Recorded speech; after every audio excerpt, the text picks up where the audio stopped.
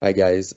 Today I am here with Trevor Harvey, the Sarasota NAACP president. I'm Jackson Plank, the SGA vice president, and today we are going to be talking a little more about the issue of social justice.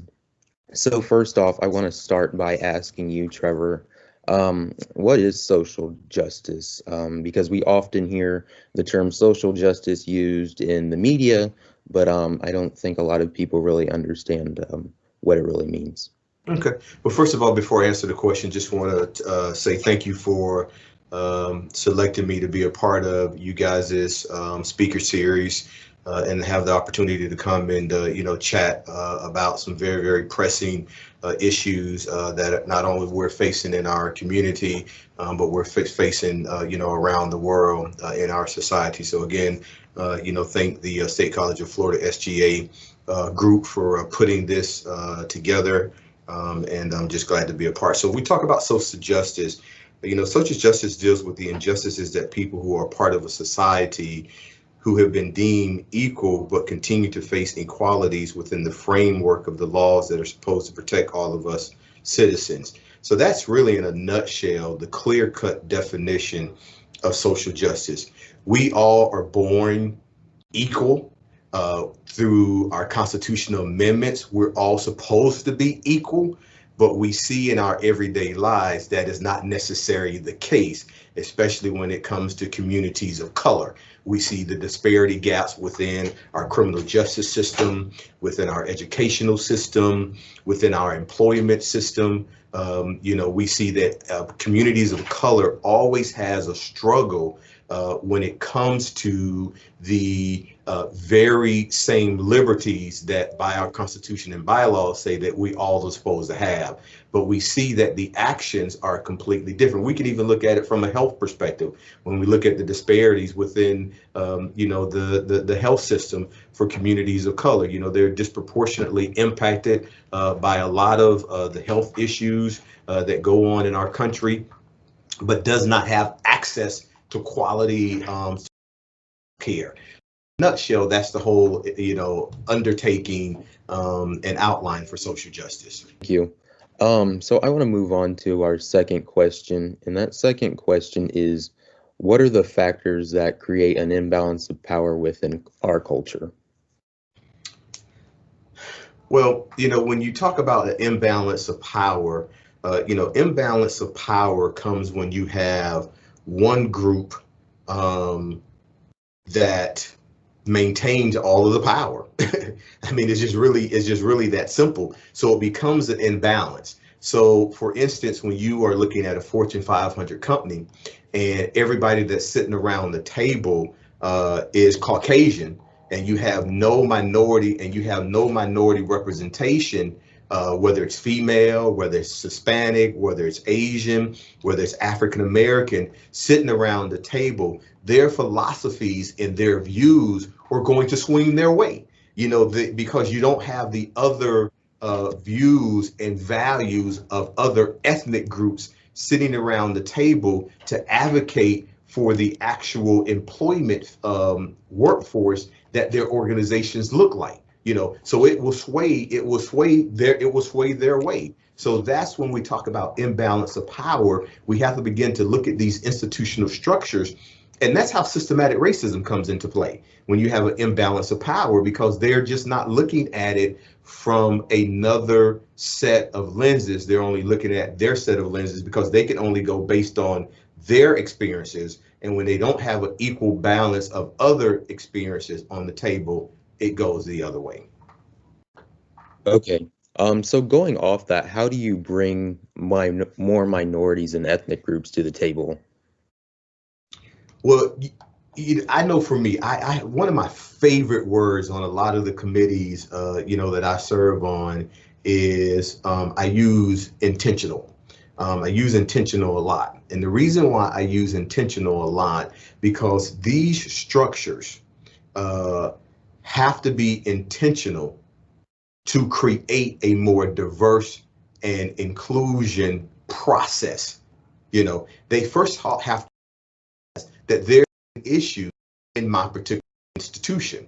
I recognize that there's just a bunch of white males sitting around this table, and I don't have another set of lenses, whether it's from a female perspective, whether it's from a Latino perspective, as I stated, an Asian perspective, or African American perspective. They have to realize that that's an issue. And once they realize that that's an issue, then they can begin to be intentional about changing the process. So they have to recognize the issue first. And then number two, they have to be intentional about changing the narrative that they're currently operating on. And then my third question is, what do you think can serve as a vehicle for social change? Is it the media? Is it literature? Or is it something else? Jackson, I think it's all. Okay. I think it's the media. It's social media. It's educating ourselves in reading and doing research. I think all of it is a part of the process in order to be able to move us forward, because not all media is good, not all media is bad, so you have to be able to decipher and balance all of that out. So that's why I think all of it is an equal part in really helping us to be able to impact change. So I think all of it's a part of the puzzle. So I'll move on to the next question. What are some ways that what are some things students can do now to be an advocate for social justice? Mm-hmm. Well, I think what students could do now is actually kind of a continuation of the last question that we had, and that is really educating themselves. Research. I can't stress research enough, and learning about the process, getting a clear understanding of what social justice means, and then being willing to put on their boots and their feet on the ground to be able to be a change agent. You can't be a change agent until you get into the game. Oftentimes people sit on the sidelines and they criticize, those of us that are out there working and trying to make change. So I encourage our students is get educated, understand the issues, understand the history, especially from a community of color. We've been 400 years of oppression, and really understanding the Atlantic slave trade and what our forefathers and our mothers and other ancestors went through to get us to where we are today. And once we really are able to understand that, we really can then get in the game and say, hey, I'm going to be a change agent. I'm going to do the best that I can to make a difference, in this community. I'm going to call racism and all of these other isms what they are, but then I'm also going to be willing to be at the table to have a conversation, meaningful dialogue conversation on let's make some changes and let's move forward. Do you think that do you think that social justice is a movement, or do you think that it is a moment? So I think so really when we talk about moment versus movement, they're really one and the same, okay? But yet a little bit different. But how you go from moment to movement is, I'll give you an example, because you begin to talk about, George Floyd, what happened this summer. But when we look at George Floyd, Breonna Taylor, Ahmaud, Arbery, Rashard Brooks, these are all of the latest ones that were going on, this year. When we look at all of those situations were the moment. You follow me? The incident, those were the moment.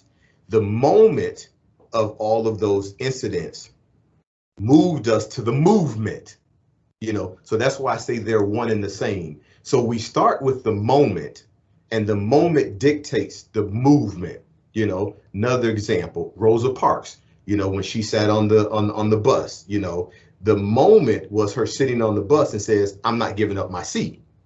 But that sparked the Montgomery voice boycott. So it was the moment of her saying, I'm not giving up my seat, but then it sparked the movement of the Montgomery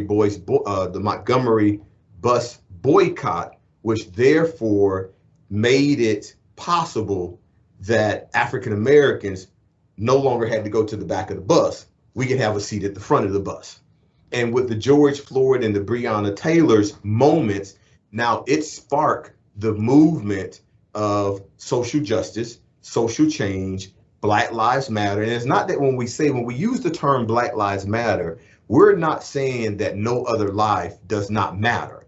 But what we're saying is because of the 400 years of oppression and people really not recognizing African Americans and other communities of color, that they are on the same level playing field as them, we're saying, America, world, it's time for you to put a pause and say, Black lives are just as important as everybody else. When we talk about our resources and we're talking about equality and all of that, we need to make sure that they are allowed to progress with the same liberties as all the rest of us. So that's the difference when we're talking about moment versus movement. Again, you intertwine them because they're both are really, one in the same.